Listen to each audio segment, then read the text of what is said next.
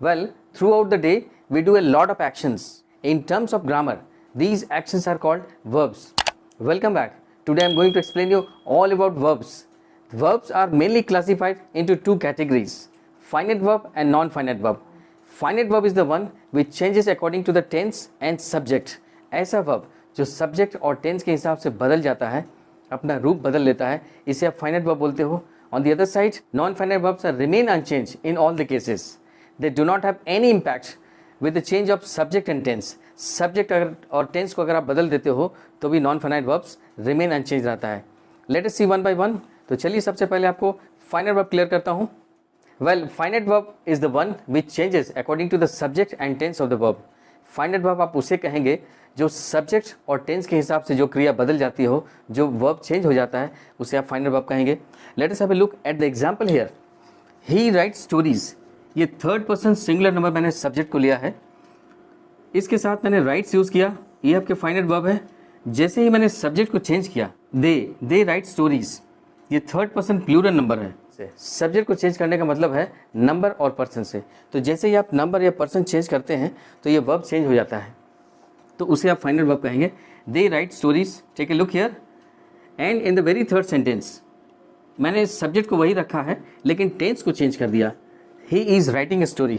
So this is how I made it clear to you that the verb which changes according to the subject and tense is finite verb. Now let us go ahead and take a look at non-finite verbs. तो चलिए अब non-finite verbs को clear करता हूँ.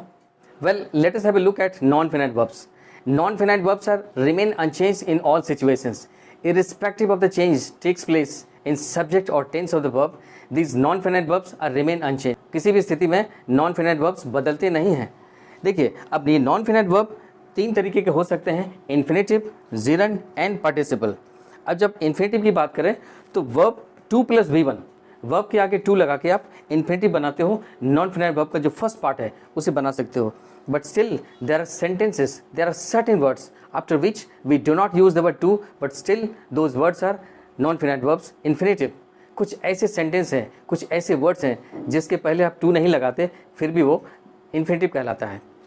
तो अब दूसरी बात, gerund. Before I tell you something about gerund, this infinitive क्या है, आप इसे नाउन की जैसा सेंटेंस में यूज़ करते हो. Infinitive can be use as a noun, meaning thereby wherever we use noun in a sentence, this infinitive can be use exactly at the same place. जहाँ कहीं भी आप noun को use करते हो sentence में, आप infinitive को भी वहाँ पे यूज़ कर सकते हो. अब जिरंड की बात करें तो वर्ब प्लस ING, वर्ब में ING लगा के आप जिरंड बनाते हो. It is the second form of non finite verb. इसे भी आप नाउन की जैसा सेंटेंस में यूज़ करते हो. इसका मतलब है एक सेंटेंस में जहाँ पे नाउन आ सकता है, जेरेंड को भी आप वहाँ पे यूज़ कर सकते हो. These things will be made clear to you with the help of example separately. पहले इसे मैं एक एक करके क्लियरली आपको शॉर्ट में समझा दूँ. पार्टिसिपल्स की बात करें तो unlike infinitive and gerund, these participles are use as an adjective. किसी भी सेंटेंस में पार्टिसिपल का यूज़ एडजेक्टिव की जैसा होता है. ये पार्टिसिपल्स में be further classified into 3 different types: present participle, past participle and perfect one. present participle की बात करें तो verb plus ING लगा होगा. present participle बनाने के लिए verb में आप ING लगा के present participle बना सकते हो. past की बात करें तो verb plus ED, ENT इस तरह के वर्ड लगे होंगे तो वो past participle हुआ. and perfect ones being लगा सकते हैं आप, having plus V3 कर सकते हैं आप, या verb plus ING लगा के भी आप बना सकते हैं, depends. अब these things will be made clear to you separately. तो चलिए सबसे पहले इन्फिनेटिव को समझते हैं. Let us have a look at infinitives. Infinitive is the very first form of non-finite verbs.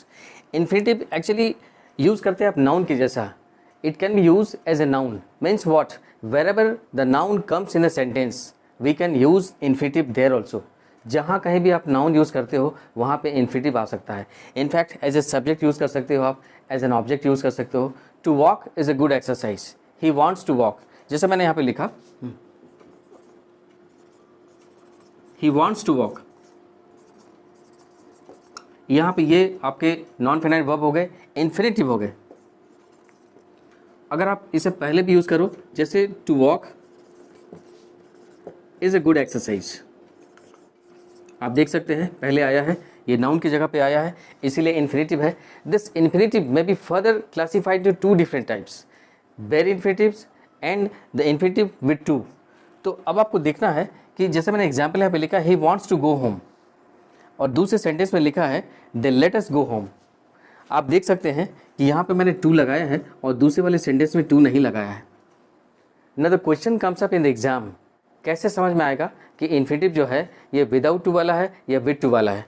तो इसे समझने के लिए आप बहुत इजीली समझ सकते हैं the let us go home.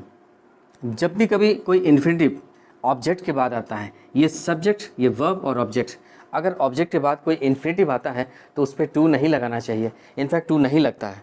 जैसे मैंने थर्ड सेंटेंस में भी लिखा है ही मेड मी रन। देखिए ये सब्जेक्ट, ये वर्ब, ये ऑब्जेक्ट और इसके बाद एक इन्फिनिटिव आया है जिसमें मैंने टू नहीं लगाया है, तो इसे कहेंगे बेयर इन्फिनिटिव।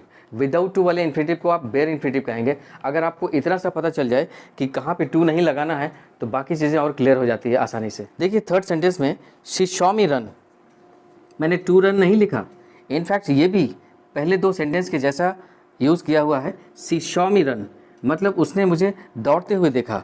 अब देखिए यहाँ पे टू रन नहीं होगा बिकॉज ऑब्जेक्ट के बाद आने वाला वर्ब जो है इन्फिनिटिव है, वो बेयर इन्फिनिटिव होता है।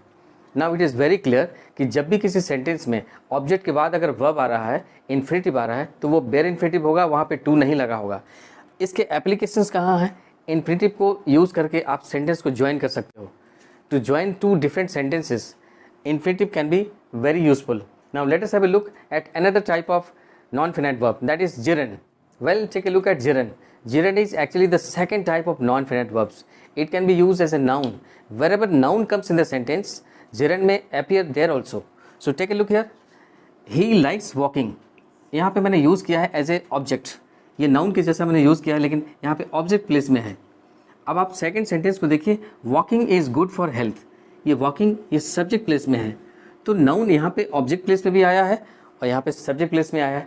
वेयरएवर द नाउन कम्स, आपके जेरंड भी वहीं पे आ सकते हैं। So this is how I just made it clear to you that gerund is the second form of non finite verb, another type of non finite verb जिसपे ING लगा होता है और इसे आप नाउन की जैसा यूज़ करते हो। Now let us have a look at participles. Infinitive and gerund के बाद चलिए पार्टिसिपल्स को देखते हैं। Unlike infinitive and gerund, participles are use as an adjective, इसे आप एक एडजेक्टिव के जैसा यूज़ करते हो इस सेंटेंस में। Participles are use as an adjective in a sentence. जैसा मैंने एग्जाम्पल यहाँ पे लिया है, let us see the example here. The child has a smiling face. Before I make it clear to you, I should tell you something about an participle. Participles may be of three types: present participle, past participle and perfect ones. Let us see one by one. The child has a smiling face. ये मैंने smiling use किया है यहाँ पे as an adjective. ये participle है, ये present participle का example है यहाँ पे। तो present participle को आप verb plus ing लगा के बना सकते हो as an adjective. Second sentence, he saw an injured man. Take a look here. This is where the non-finite verbs is used here. यहाँ पे मैंने नॉन फाइनाइट वर्ब को यूज़ किया है, he saw an injured man. तो past participle के example हैं, आप वर्ब में E D E N T ऐसे वर्ड को लगा के, मतलब पास्ट फॉर्म को लगा के आप इसे नॉन फाइनाइट वर्ब बना सकते हो, पार्टिसिपल्स के जैसा यूज़ कर सकते हो। The very third type of participle is perfect ones. Perfect ones को समझने के लिए आप इस तरह के वर्ड यूज़ कर सकते हैं, having plus third form of the verb. जैसे मैंने यहाँ पे लिखा है, having seen the police the thief ran away. Police को देखते ही चोर भाग खड़ा हुआ। सो this is how I explain you participles. अब इसके बाद कुछ क्वेश्चंस लेते हैं और इसे आसानी से आप कैसे ज्वाइन कर सकते हैं। अगर आपके क्वेश्चंस इस तरह के एग्जाम में आते हैं, join the sentences using participle, join the sentences using infinitive, तो आप सेंटेंस को कैसे ज्वाइन करते हो, चलिए मैं इसे क्लियर करता हूँ। Well, let us take a look at the examples. I have written 4 sentences here. These are the examples here.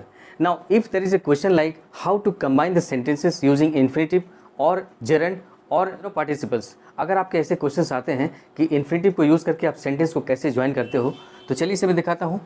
पहले सेंटेंस में the first 2 sentence, in fact let us use infinitive in these 2 sentences. मैंने लिखा है she went to market, she wanted to buy fruits. आप इसे infinitive को use करके आप ज्वाइन करना चाहो तो आपके आंसर कैसे हो सकते हैं, देखिए। She went to market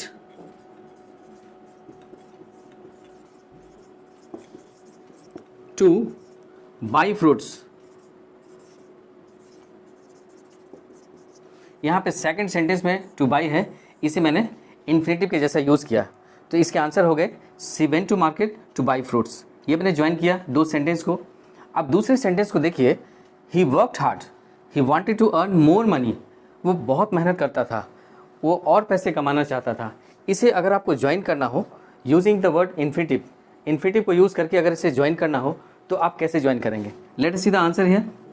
he worked hard to earn more money, ये हो गया आंसर इसके। अब in the very third sentence let us use participle here. मैंने लिखा है they finish the work, they went out to play, काम को ख़त्म किया उन्होंने और उसके बाद खेलने निकल गए। तो चलिए इसे आंसर कैसे करते हैं, इसे ज्वाइन कैसे करते हैं मैं दिखाता हूँ आपको। Having finished the work, they went out to play.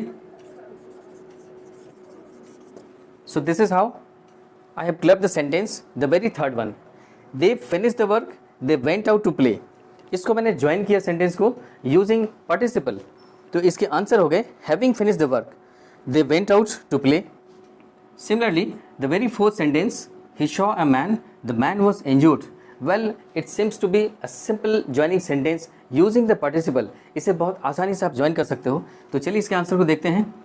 आप सिंपल लिख सकते हो he saw an injured man.